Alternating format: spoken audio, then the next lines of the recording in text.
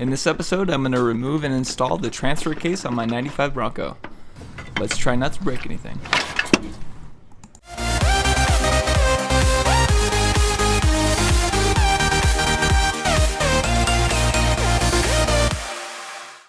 Alright, so the reason I'm investigating the transfer case is because of this motion. I'm not sure how much you can tell. Basically, this guy is jiggling, which is not good.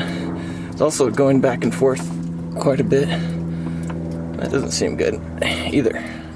I also wanted to address the common oil pump bracket issue on these transfer cases. If you want to see the details on that fix, check the link in the description. The rest of this video is just going to cover the removal and installation of the transfer case. So the first thing I'm going to do is I'm going to take off the skid plate guy right here, so I can drain the transfer case and then remove it.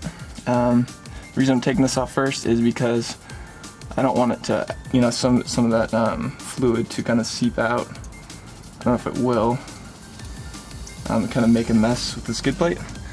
I'm also going to clearance out the skid plate a little bit.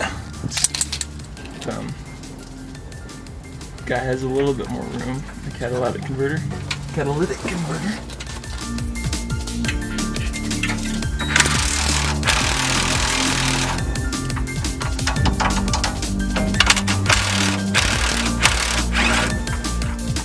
Notice here that I have the transfer case side of the drive shaft already removed. I just wanted to mention that here for clarity.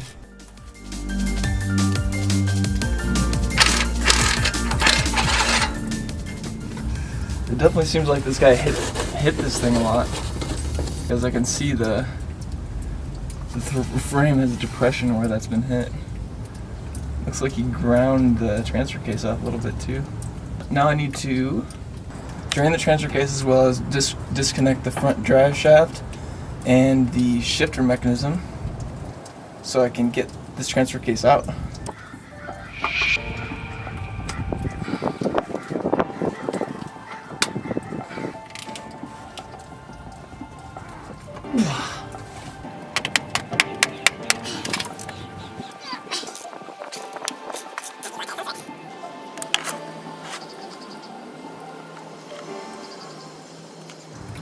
I'm not seeing a bunch of metal chunks, which is good. It does look really dark colored though. I think this is 1/2 inch.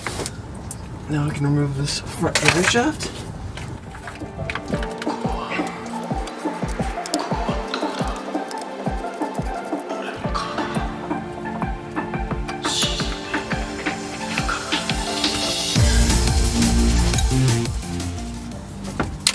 Oops. That was the sound of a U-joint cap falling in the gravel and losing all its needle bearings, so that's a new U-joint. Always make sure to hold the U-joint end caps as you pull up the drive shaft. I didn't have to remove the shifter boot. You can access the shifter linkage from below, but if you do end up doing this, you'll find that dirt accumulates on the screw holes. Use a good number 2 Phillips screwdriver. I'm looking down in the hole, and that piece right there is what I have to disconnect. So I'm going to go down below and disconnect it. This right here is my flashlight. It's not part of the whole situation down there. First I used a wrench, then I added some silicone lubricant and switched to a panel trim remover.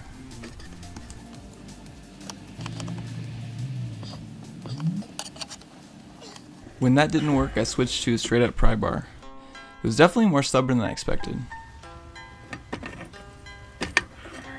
Alright, so now I got this guy disconnected.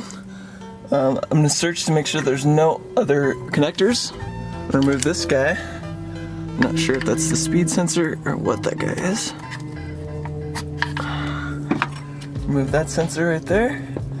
And then yeah, after I check, make sure I got everything, I'm going to remove these 6 fasteners. They're 1/2 inch fasteners. There we go.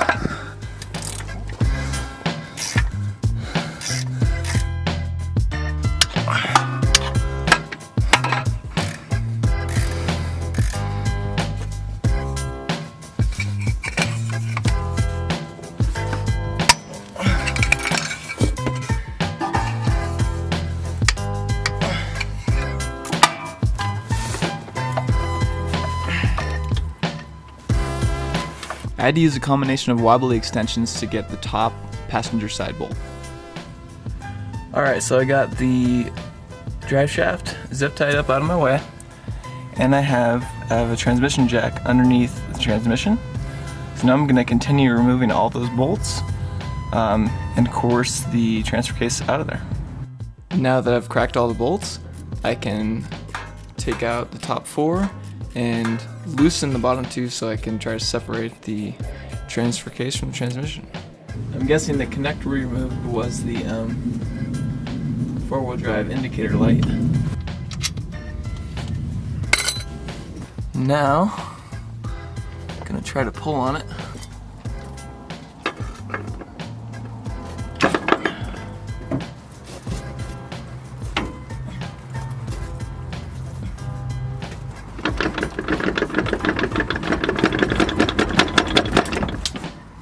Alright, she looks sufficiently separated. Remove the last 2. Make sure we got a good angle. Everything's good to go on the jack.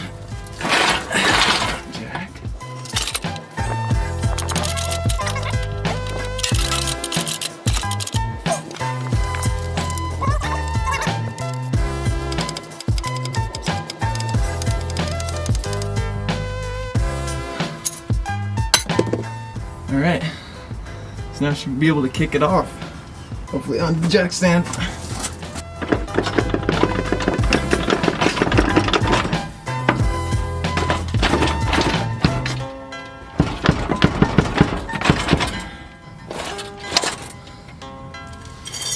off yet though.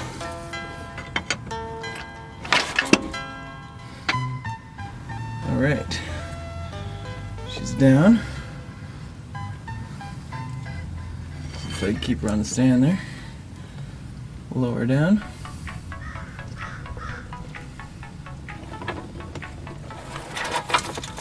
Alrighty, transfer case is out.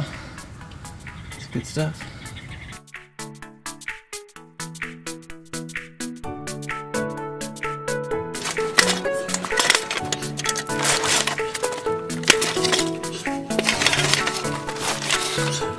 You can see the wood blocks on my transmission jack. I originally made those to fit an MP208 transfer case from a Chevy pickup. So at this point you have a rebuilt or replacement transmission and you're stoked to put it in. This is a great time to kind of modify your transmission jack to better fit your specific transfer case. I modified my jack later in the process, but this would have been a lot better time. Clean some stuff up here while everything's easy to access. This whole surface right here is going to need to get some permatex.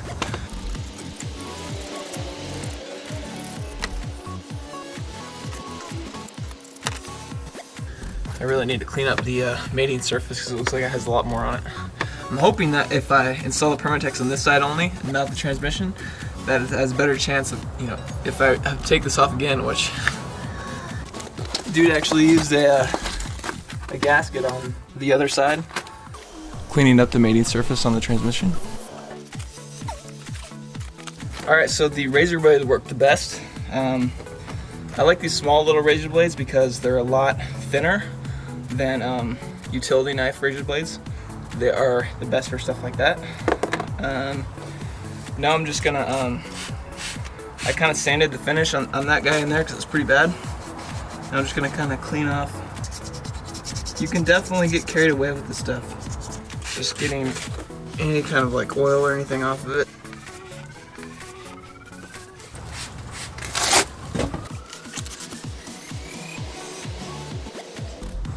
So let's somehow get the transfer case sitting on this guy.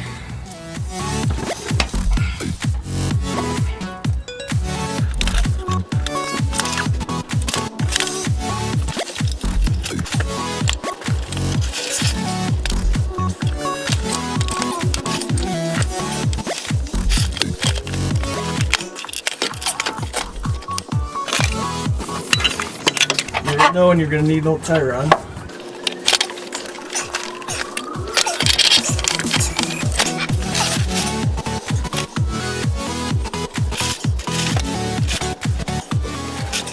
Alright, she's pretty close to position. So we'll go ahead and start cranking up on her.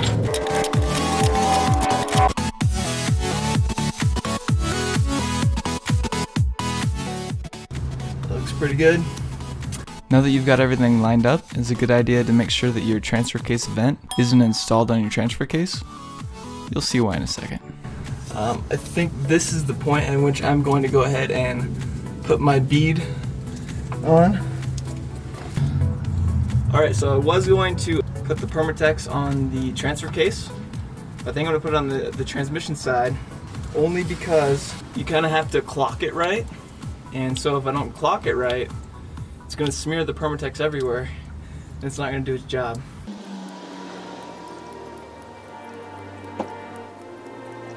Got a bolt ready to go in the backside.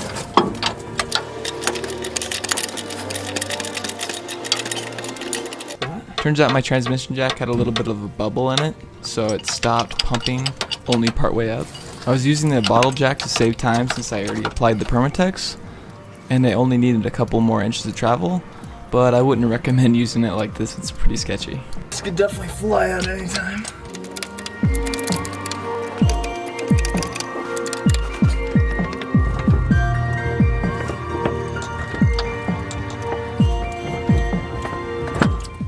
Alright, she's partially engaged.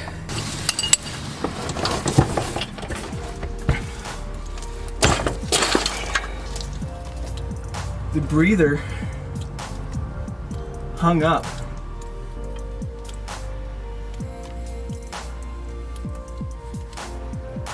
The breather broke and stuck in there. Right there. I should have left that off. I didn't want to forget it, so I left it attached to the transfer case. But there's basically a piece floating around in there. I made myself a kind of a brace for this thing. Screwed on this extra piece of wood to kind of hold this thing in better. I pumped up the jack, and it seems to be working better now. So I'm gonna go ahead and remove these screws. Okay. Alright, there's a piece of it right there. Don't want an extra piece of plastic floating around in there.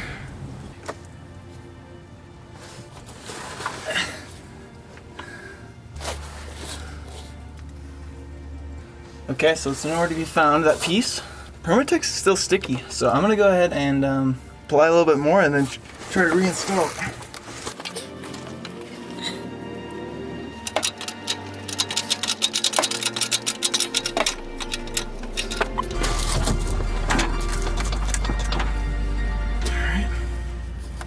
Got the splines on there a little way.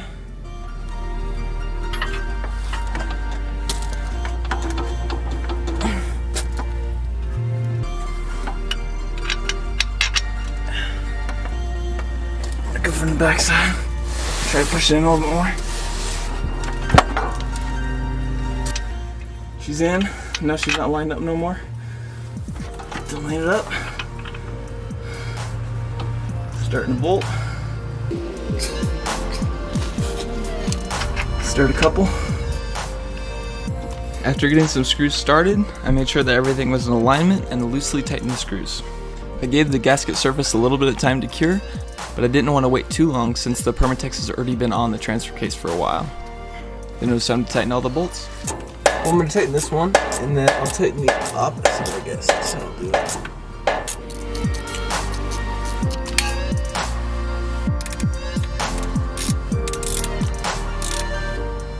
Once you tighten all the bolts, it's best to wait 24 hours before you fill it with fluid.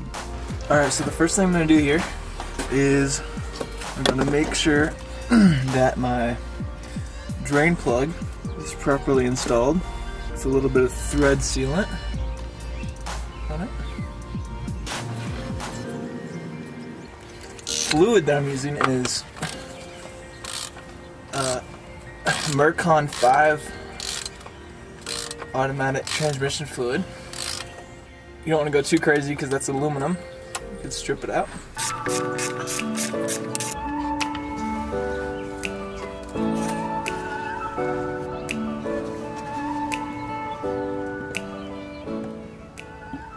Now Ford specs out 2 quarts for this job.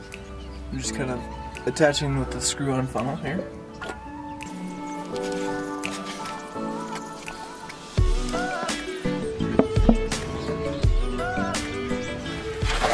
See if I can feel it in there. Oh yeah. And so since Ford recommends 2 quarts, I'm just gonna stay with that even though it's not kind of leaking out yet.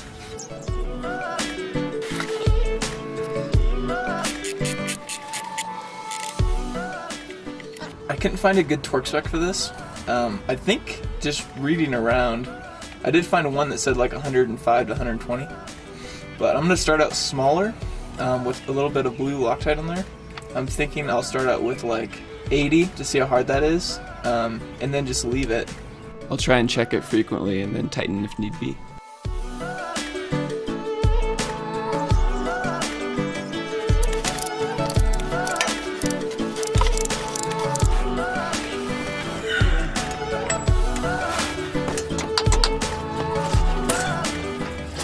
Yeah, it's not really wanting to move in and out much at all now. So I didn't go quite 80. Let's see what that was. Alright, I got this set to 70. Okay. Somewhere in between 70 and 80.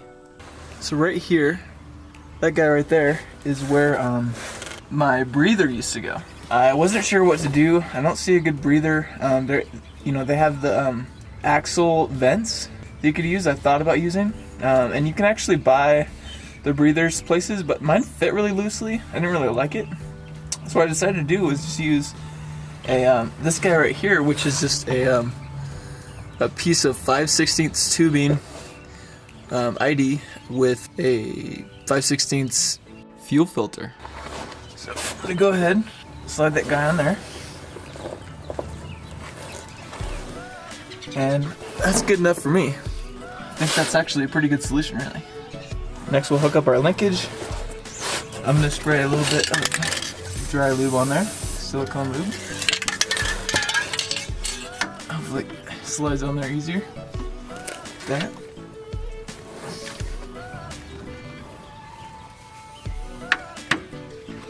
Alright, cool. So gonna connect our 4-wheel drive sensor.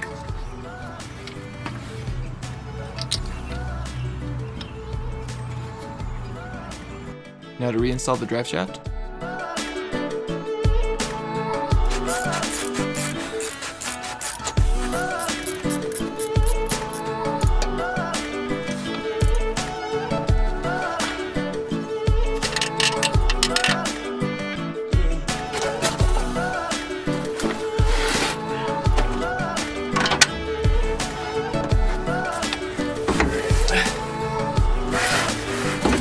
Two driver's sides started. If I get one more started.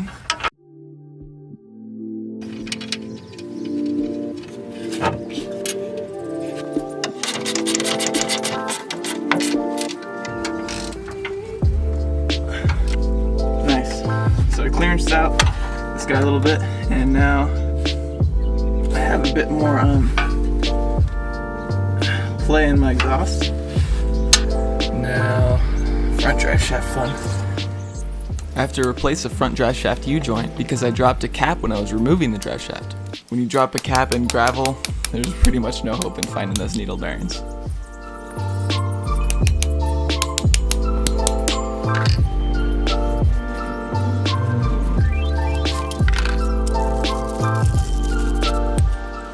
Here I'm cleaning the drive shaft yoke with some brake clean before I press in the new U-joint.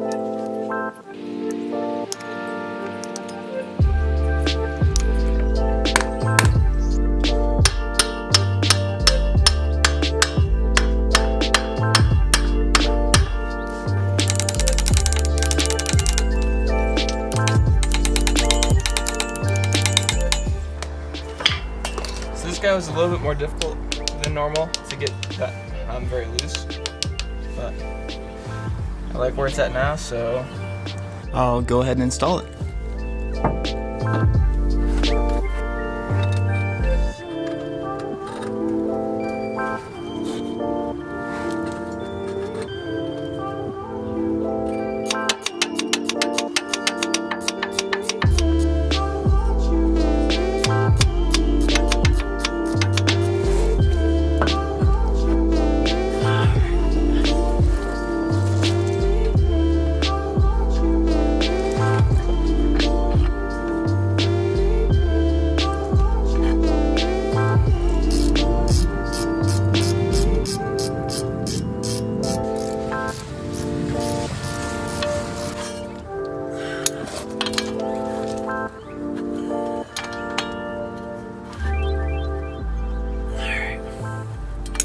I'll tighten up the other end, so I don't forget.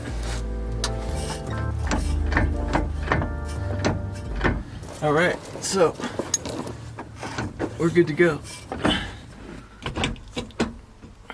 All right, seems to shift right. That wraps up the installation on the transfer case. It's always a good idea after a repair like this to double check under the rig, make sure everything's bolted up, nothing's loose. If you like this video and want to see more content like this, please consider liking and subscribing. I'll see you next time on another episode of Scrap Metal Made.